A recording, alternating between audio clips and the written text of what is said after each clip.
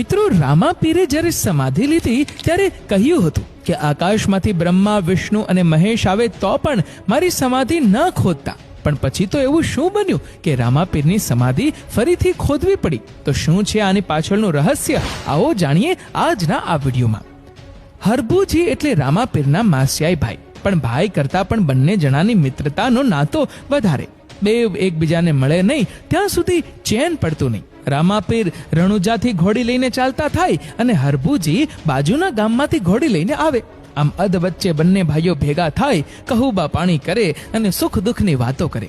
કોઈક દિવસ જ એવો હોય કે બંને ભાઈ એકબીજાને મળે નહીં. આટલો અદ્ભુત બંને વચ્ચે પ્રેમ હતો.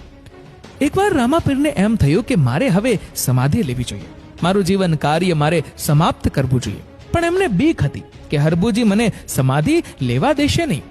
એટલે એમને આ વાતની જાણ હરભુજીને કરવી નહોતી. પણ હરભુજી જ્યારે પણ રામાપીરને મળતા ત્યારે એવી વાતો કરતા કે ભાઈ જોજો હો, મારાથી કોઈ વાત છુપાવી રાખતા નહીં, મને દગો આપતા નહીં ભાઈ. એટલે રામાપીરને એમ થયું કે મારે સમાધિ લેવી છે, પણ હરભુજીને જાણ નથી કરવી. પછી તો પોકરણગઢમાં રામાપીરને સમાધિ લેવી છે એવી વાતની જાણ કરી. ત્યાં તો આખા પોકરણગઢમાં અને રાજમહેલમાં શોકનો માહોલ સર્જાઈ ગયો.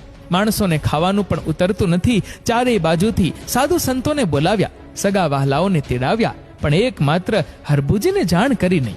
પછી તો આખા પોકરણગઢના માણસો રામાપીરની સમાધિ જોવા જાય છે.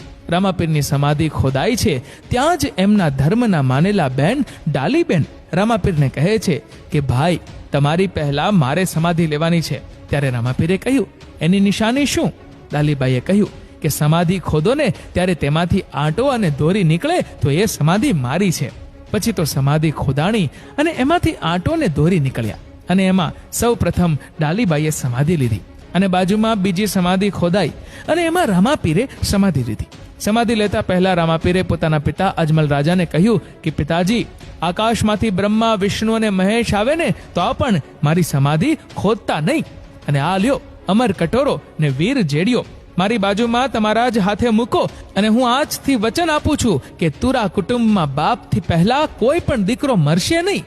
આટલું બોલી અજમલ રાજાને વીર ગેડિયો આપ્યો અને એમના જ હાથથી એમને રામાપીરની બાજુમાં મૂકીને સમાધિ ઉપર માટી અને ફૂલ વાર્યા. પછી તો બધાય રાજમહેલ તરફ પાછા વળ્યા. આખા એ ગામમાં શોકનું વાતાવરણ સર્જાય છે. આ બાજુ હરભુજી એક દિવસ રામાપીરને ન મળ્યા એટલે એ દિવસે તો તે પાછા જતા રહ્યા. પણ મનમાં એમ થયું કે આજે કેમ મારો ભાઈ મને મળવા નહીં આવ્યો હોય? આમ વિચાર કરતા હતા ત્યાં તો પોકરણગઢથી એક માણસ ચાલતો ચાલતો આવે છે. હરભુજીએ માણસને પૂછ્યું કે ભાઈ, આજે કેમ રામાપીર નથી આવ્યા? એ માણસે કહ્યું, અરે હરભુજી, તમને ખબર નથી કે રામાપીરે સમાધિ લીધી છે? પણ હરભુજી આ વાત માનતા નથી કે ના હોય, એમ થોડી રામાપીર સમાધિ લઈ લે, અને એ પણ મને કીધા વિના. અને તે ફટાફટ ઘોડી તૈયાર કરીને પોકરણગઢ તરફ નીકળી પડ્યા.